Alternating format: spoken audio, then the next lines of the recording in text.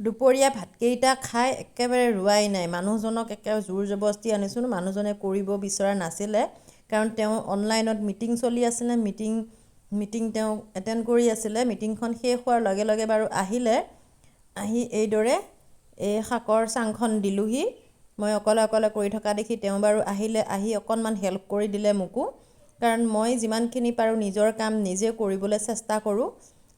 যিহেতু হাজিৰা ধৰিবলৈ গ'লে এইখিনি কামতে 400-500 টকা ল'ব। হাজিৰাও আজিকালি পাবলৈ নাই, আৰু শাকনো কেইডাল হ'ব, কেইডালনো খাবলৈ পাম। গতিকে যিকেইটা পাৰোঁ নিজে কৰিবলৈ চেষ্টা কৰোঁ। এনেকৈয়ে কৰোঁ, কাম আমিও কৰোঁ। কিন্তু কি ক'ব, আমাৰ পিছে পিছে মোবাইল লৈ ঘূৰি ফুৰা মানুহ নাথাকে।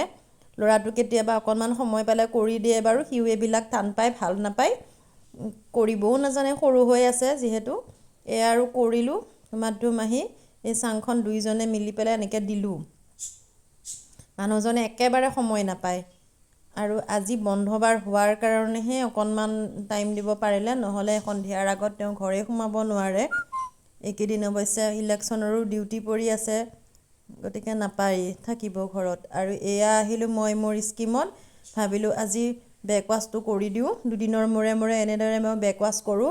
যিহেতু ৰাইজে এই পানীখিনি খোৱাৰ কাৰণে সদায় চাফা কৰি ৰাখিবলৈ মই চেষ্টা কৰোঁ, যাতে ভাল পানী সদায় পায়।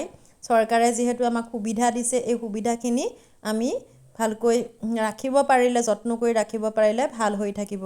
তো সকলোকে স্বাগতম জনাইছোঁ মোৰ আন এটি মিনি ব্লগলৈ।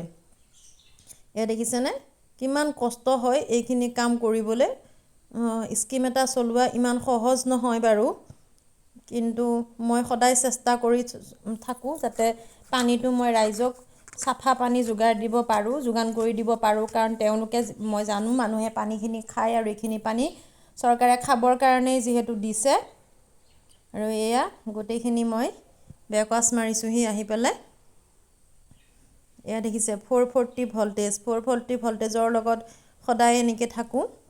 জীৱনৰ আমাৰ কোনো ভৰসা নাই। আমাৰ যিহেতু কোনো পলিচিও দিয়া নাই, ইয়াৰ কাৰণে উপায় নাই, কৰিবই লাগিব। এয়া লেতেৰা পানীটো মেচিনটো অন কৰাৰ পাছত এইদৰে একে উতলি পানীখিনি বাহিৰলৈ, লেতেৰাখিনি ওলাই গুচি যায়, আৰু মেচিনটো চাফা হয়।